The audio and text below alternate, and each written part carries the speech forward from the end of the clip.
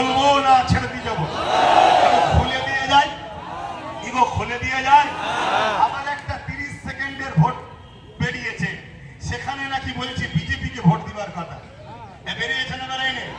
কিন্তু ওই ভিডিওটা আপনাদেরকে বলবো, যারা ছাড়ছে তারা পশ্চিম বাংলা সরকারের দলের চামচা। অতএব আপনারা পুরো ভিডিওটা দেখুন। সেখানে আমি মমতাকেই কিন্তু সেই সময় পক্ষপাতী করেছিলাম। শুনছেন না শোনেন না?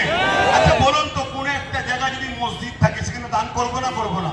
কিন্তু কাল যদি মসজিদটা দখল হয়ে যে অন্য কিছু স্কুল কি বলে সিনেমা হল বা খারাপ জায়গা জোর করে কেউ করে ফেলে, আর দান করা যাবে না? তখন আর দান করা যাবে?